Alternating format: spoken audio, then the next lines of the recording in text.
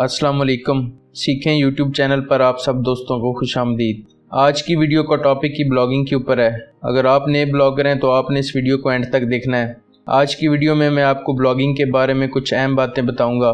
Blogging के बारे में जो बातें मैं आपको आज की वीडियो में बताऊंगा ये मेरा ज़ाती तजर्बा है, कोई सुनी सुनाई बातें नहीं हैं। तो अगर आप नए ब्लॉगर हैं तो आपने इस वीडियो को गौर से देखना है और मेरी बातों को ध्यान से सुनना है।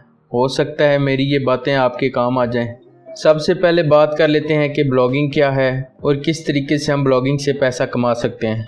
ब्लॉगिंग के अंदर हमने इन्फॉर्मेशन को दूसरों तक पहुंचाना होता है आर्टिकल्स की सूरत में। अब ब्लॉगिंग के अंदर पॉडकास्ट को भी शामिल किया जा रहा है, उसके बाद वीडियो को भी ब्लॉगिंग के अंदर ही शामिल किया जा रहा है। अगर आपका एक ब्लॉग है तो उसके ऊपर आप वीडियोस भी एम्बेड कर सकते हैं, आर्टिकल्स भी लिख सकते हैं और ऑडियो की सूरत में भी इंफॉर्मेशन दूसरों तक पहुंचा सकते हैं। तो पहले ये होता था कि लोग अपने बारे में लिखने को ही ब्लॉगिंग कहते थे, तो अब ब्लॉगिंग में क्या है कि ज़्यादातर इन्फॉर्मेशन आर्टिकल्स की सूरत में दूसरों तक पहुंचाई जाती है। तो सबसे पहले आपको एक ब्लॉग बनाना होता है अपना। ब्लॉग आप चाहें तो वर्डप्रेस के ऊपर भी बना सकते हैं, चाहें तो ब्लॉगर के ऊपर भी बना सकते हैं। ये आपके ऊपर डिपेंड करता है आप ब्लॉगर के ऊपर काम करना चाहते हैं या फिर वर्डप्रेस के ऊपर काम करना चाहते हैं। दोनों के अपनी जगह पर फ़ायदे भी हैं, नुकसानात भी हैं। आज की वीडियो का टॉपिक ये नहीं है कि आप वर्डप्रेस का इंतखाब करें या फिर ब्लॉगर का, ये आप पे डिपेंड करता है। आप इस बारे में मज़ीद सर्च कर सकते हैं कि आपको वर्डप्रेस पर काम करना है या फिर ब्लॉगर के ऊपर। ब्लॉगर ये है कि गूगल का प्लेटफॉर्म है और फ्री है। अगर आप वर्डप्रेस के ऊपर ब्लॉग बनाएंगे तो आपको होस्टिंग भी खरीदनी पड़ेगी और डोमेन भी।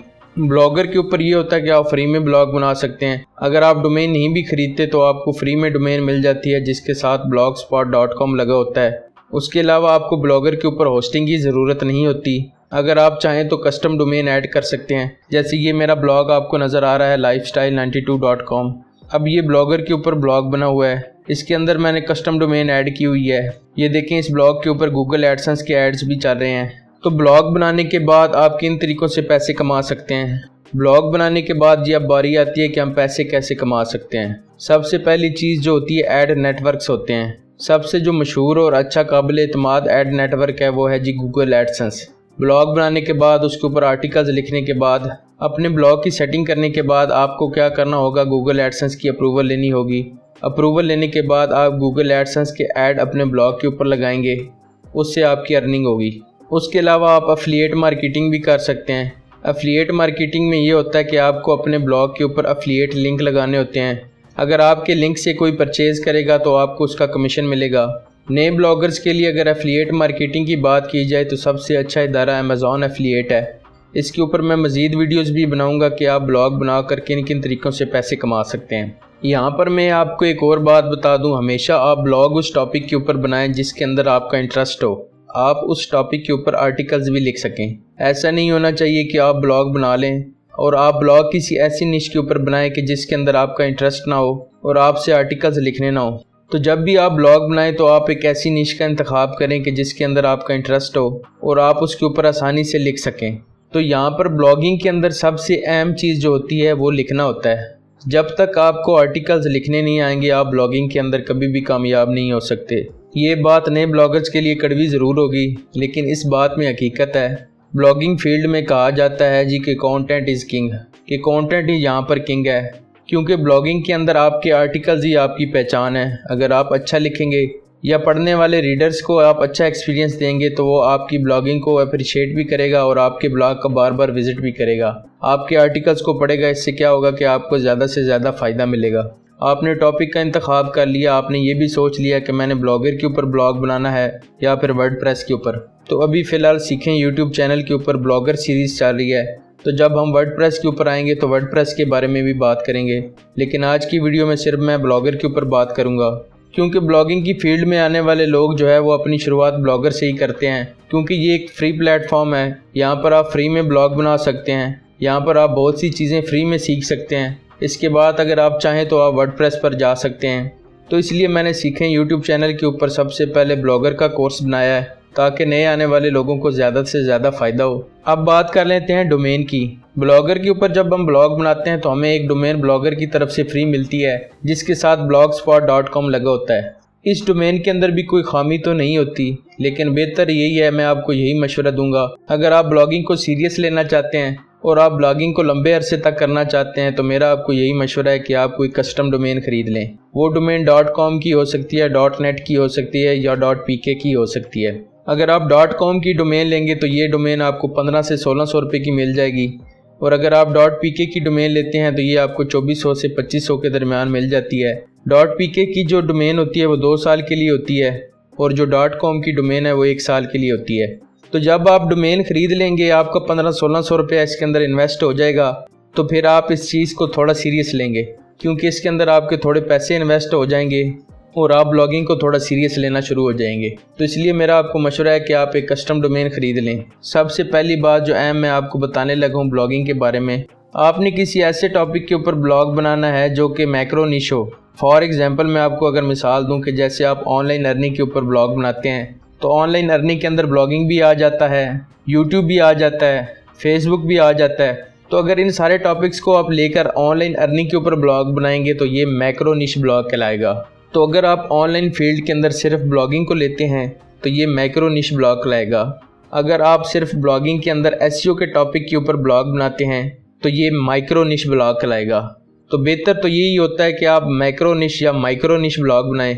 लेकिन अगर आपको समझ नहीं आ रही कि मैं किस टॉपिक के ऊपर ब्लॉग बनाऊं, तो आप किसी जनरल टॉपिक के ऊपर ब्लॉग बना सकते हैं जिसके अंदर आप मुख्तलिफ कैटेगरीज ऐड कर सकते हैं। जैसे आप ये ब्लॉग अभी स्क्रीन के ऊपर देख रहे हैं, ये मेरा पहला ब्लॉग था। मैं भी शुरुआत में थोड़ा कन्फ्यूज़ था कि मैं किस टॉपिक के ऊपर ब्लॉग बनाऊं।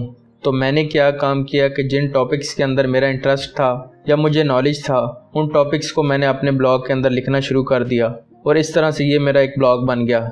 अब मेरे इस ब्लॉग को 2 साल से ज़्यादा हो चुका है। यहाँ पर ऊपर आप देख रहे हैं इस ब्लॉग के अंदर डिफरेंट कैटेगरीज हैं और उनके ऊपर मैंने आर्टिकल्स लिखे हुए हैं। इन 2 सालों के अंदर मैंने इसके ऊपर खुद ही काम किया है, मैंने किसी और से आर्टिकल्स वगैरह नहीं लिखवाए। इसके अलावा मेरे और भी ब्लॉग्स हैं जिनके ऊपर मैं काम कर रहा हूँ।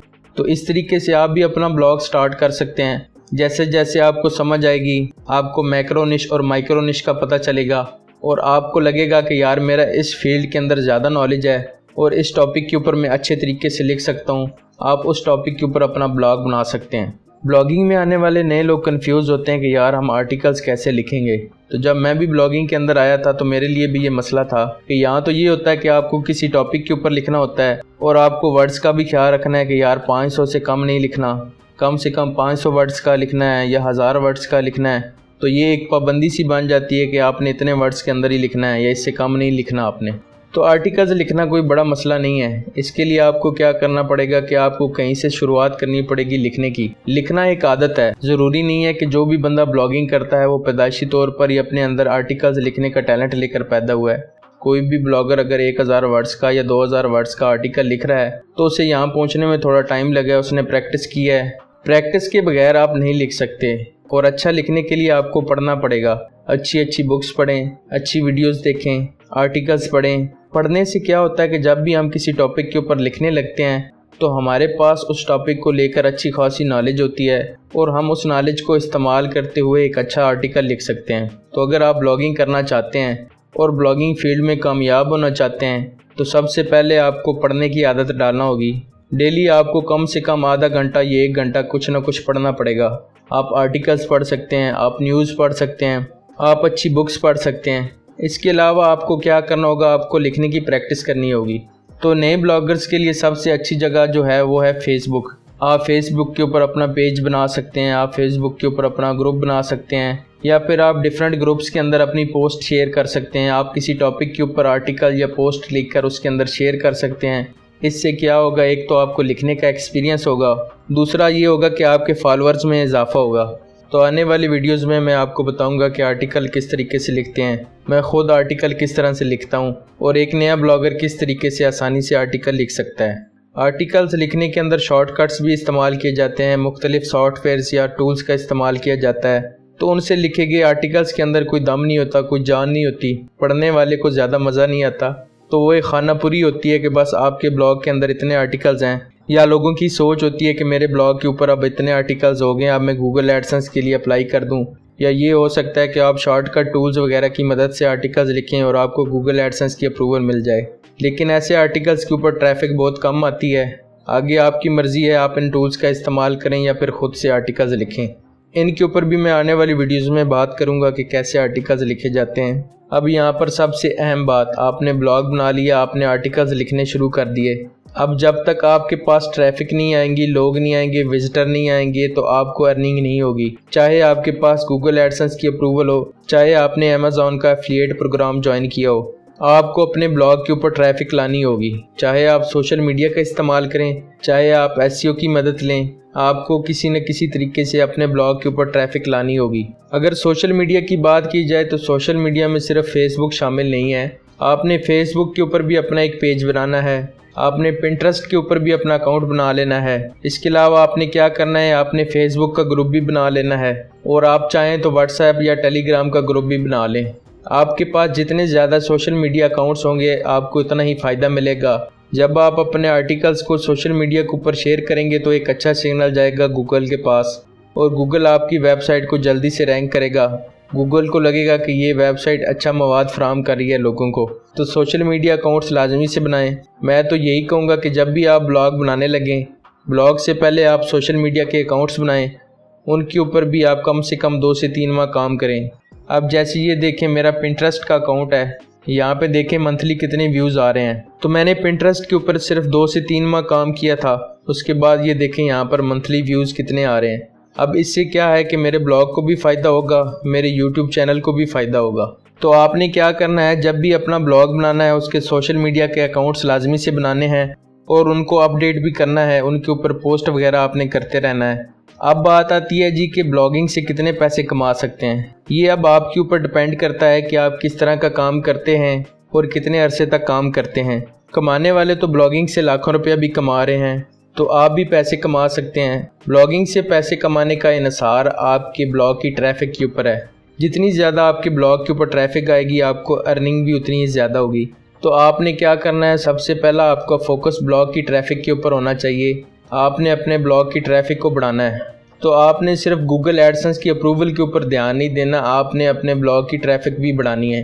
ट्रैफिक भी आपके पास क्वालिटी ट्रैफिक होनी चाहिए, ये नहीं कि आपकी सारी ट्रैफिक फेसबुक से ही आ रही हो। तो इस चीज़ का भी आपने ख्याल रखना है। यहाँ पर ऐसे भी ब्लॉगर्स हैं जिनके 1 मिलियन या 2 मिलियन फॉलोअर्स होते हैं फेसबुक के ऊपर। वो अपने ब्लॉग के लिए अच्छी ट्रैफिक लेते हैं, इससे उनकी अर्निंग भी ज़्यादा होती है। लेकिन ये होता है कि फेसबुक से ज़्यादा ट्रैफिक लेने से आपका गूगल एडसेंस का अकाउंट सस्पेंड भी हो सकता है। मैंने ऐसे कई लोगों को देखा है जिन्होंने मंथली $500 से लेकर $1000 गूगल एडसेंस से कमाया है, लेकिन क्या होता है कि फिर उनका गूगल एडसेंस का अकाउंट सस्पेंड हो जाता है। ऐसा नहीं होता कि आपने सिर्फ एक दफ़े गूगल एडसेंस से पेमेंट लेनी होती है। आपने कोशिश करनी है कि आप लंबे अरसे तक गूगल एडसेंस से पैसे कमाएं। ब्लॉगिंग फील्ड में क्या होता है, आपका एक ब्लॉग भी आपको अच्छे पैसे कमा कर दे सकता है। सिर्फ क्या करना होता है, आपने अच्छे तरीके से उस पर काम करना होता है, और आपने कोई शॉर्टकट इस्तेमाल नहीं करना।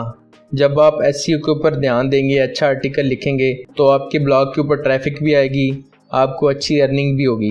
तो ये थी आज की वीडियो। उम्मीद करता हूँ आपको ब्लॉगिंग के बारे में कुछ नई बातें सीखने को मिली होंगी। अगर वीडियो अच्छी लगी हो तो सीखें यूट्यूब चैनल को सब्सक्राइब करें और वीडियो को लाइक और शेयर ज़रूर करें।